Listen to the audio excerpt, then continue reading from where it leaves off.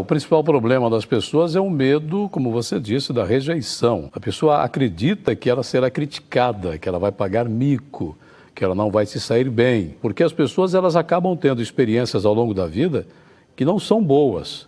Todas as vezes que a pessoa está na iminência de falar em público, de falar diante de uma plateia, essa pessoa começa a ter um problema fisiológico, ela começa a ter uma alteração da pressão arterial, começa a suar frio, ela começa a tremer. Essa experiência não é agradável, então ela já sabe de antemão que se for falar diante de uma plateia, ela vai sentir medo e vai ter essa sensação desagradável. Isso faz com que a pessoa busque sempre fugir dessas oportunidades. Mas eu tenho dito no curso de oratória que a única forma que você tem de vencer o medo é o enfrentamento. Então não adianta fugir. Se você foge, você nunca vai conseguir vencer essa situação desagradável, que é muito desagradável, eu já passei por isso. Você também deve ter passado por isso, né, Marcelo? Diversas vezes, No início de tudo, né? A gente tem realmente muito medo. Muito medo, É claro que essa insegurança, ela vem da falta de preparo. Na sala de aulas, nós formamos uma plateia com os próprios alunos, então você terá ali a oportunidade de enfrentar essa plateia. Só que, claro, orientado, né? Sabendo como se comportar, sabendo como organizar o seu discurso. Quando eu digo discurso, estou me referindo a qualquer fala. Se você é um vendedor, se você é um advogado, se você quer emitir a sua opinião, você vai precisar organizar a sua fala de uma forma lógica. Então as pessoas aprendem no curso de oratórias, aprendem como iniciar um discurso, que nós chamamos de tópico frasal. Depois ela aprende como é que ela vai ampliar isso, como ela vai desenvolver o seu discurso e como finalmente ela vai concluir. Então, sabendo de antemão como organizar, fica mais fácil. E é claro que existe o preparo. Ninguém fala de improviso. Essa história de que a pessoa fala de improviso não é verdade, porque você fala sobre aquilo que você já tem um conhecimento prévio. Não é possível falar sobre algo que você não tenha antes já armazenado na sua mente. Por isso que o que a gente diz é o seguinte, o que você aprende é organizar rapidamente o seu discurso. Aí fica tudo mais fácil e é claro que é a repetição. Lá na sala de aula, Marcelo, os alunos eles vão repetindo isso por diversas vezes ao longo do curso. Então, quando chega no final, já estão acostumados, estão mais tranquilos. E aí eles percebem que o medo não tinha razão de ser. Esse medo exagerado não tinha razão de ser, né? É verdade. É como andar de bicicleta, como saltar de paraquedas. Nos primeiros momentos você tem um desespero, né? O coração vai sair pela boca. Mas depois que você vai praticando algumas vezes, você desaparece o medo e fica tudo muito mais fácil. É claro que você não perde totalmente o medo, né? Até não seria legal se dizer, não tenho medo. Não, é bom que você tenha uma certa dose de medo, porque isso faz com que você também seja mais responsável com aquilo que você vai falar, né? Eu sei que você é apresentador, apresenta diversos eventos constantemente, além de professor de oratória, é radialista também. No passado tinha uma empresa e por meio dessa empresa falava uma grande maioria das emissoras grandes aqui de São Paulo e também de todo o país. Eu sei que no momento que você vai para um palco fazer uma apresentação, o que é mais fácil? Você falar para meia dúzia de pessoas ou falar para uma multidão de umas 3, 4 mil pessoas? O medo é o mesmo, viu? É o mesmo. Se você tem medo de falar para 1000 pessoas, você terá medo de falar para 3 pessoas. O medo é igual. Na verdade, o que precisa acontecer é que você aprenda como estruturar a tua fala. Quando você sabe como estruturar a tua fala e você já está falando sobre um tema que você já domina, porque o grande problema é você falar sobre algo que você não domina. Aí fica mais difícil, mas quando você domina o tema e você aprendeu como organizar a tua fala, fica mais fácil. Esse medo inicial, ele com o tempo ele vai ficando cada vez mais brando, chega uma hora que você não sente mais esse medo, fica mais tranquilo para falar, e quanto mais tranquilo, mais natural você fica, mais espontâneo você fica, é aí que está a graça da oratória, a espontaneidade, isso é fundamental. E você teve 2 vereadores também, ou mais, que eu não saiba aqui, o presidente, né, Gilmar Rota, e também o vereador Dirceu, também frequentaram o seu curso, passaram lá é verdade. no grupo de desenvolvimento humano, né? Vereadores, comunicadores, né? Nesse último curso nós tivemos o Valdir Guimarães, o Isaías dos Santos, que são comunicadores da Rádio Educadora, e pessoas que já estão acostumadas a falar no rádio. No rádio. E quando eles estão diante do público, percebem que a dificuldade é a mesma daquela pessoa que não tem experiência ainda. Porque, olha, é diferente quando você fala dentro de uma cabine de som em que as pessoas não estão te vendo, apenas a voz, é mais fácil. Mas quando você está diante da plateia e você tem que olhar para os rostos, eu costumo dizer, Marcelo, que o que mais nos põe medo, na verdade, são os rostos, os semblantes, né? As fisionomias.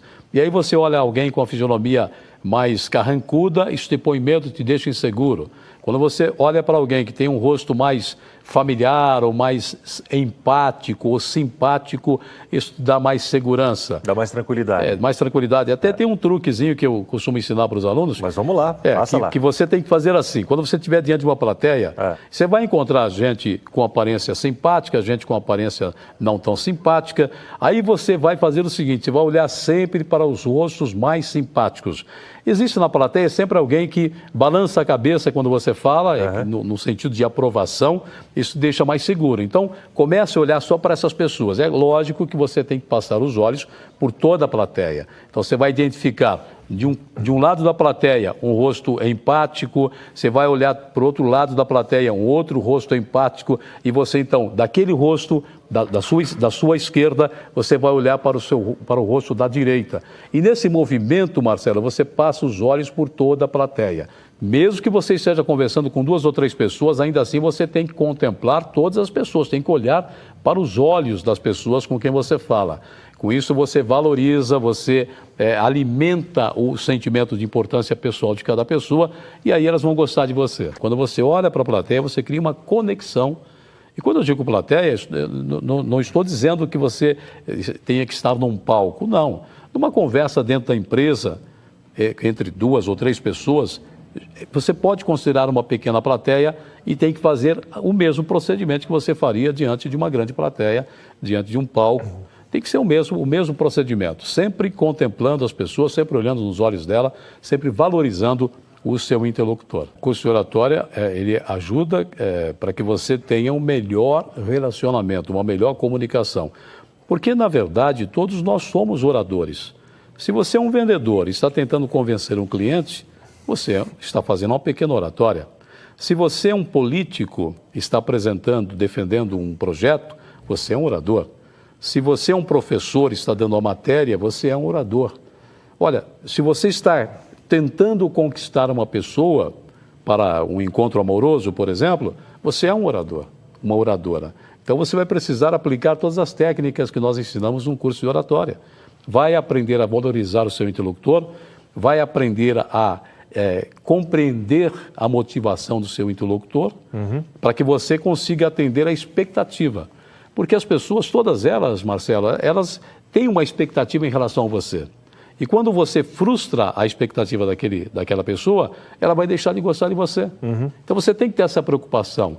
E no curso de oratória nós ensinamos muito mais do que postura, do que o praxe da oratória, nós vamos muito mais além. A gente fala sobre comportamento humano, sobre relacionamento humano. É fantástico quando você aprende. E você dizia no início do programa, é importante oratória para a vida profissional? Sim. É lógico, né? Porque você pode até ter uma boa aparência, estar muito bem vestido, mas quando você abre a boca para se pronunciar, aí é revelada a sua personalidade. Se você é uma pessoa que tem cultura ou não, na maneira de falar, isso vai ser demonstrado. Se você é uma pessoa amável, se é uma pessoa que tem cortesia, se você é uma pessoa empática ou simpática, isso tudo vai ser revelado quando você abre a boca para falar.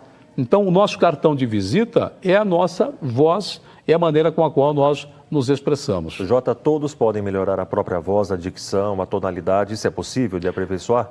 Com certeza. Agora, um fato que é primordial é a percepção. O primeiro passo é você ter a percepção do que não está legal em você.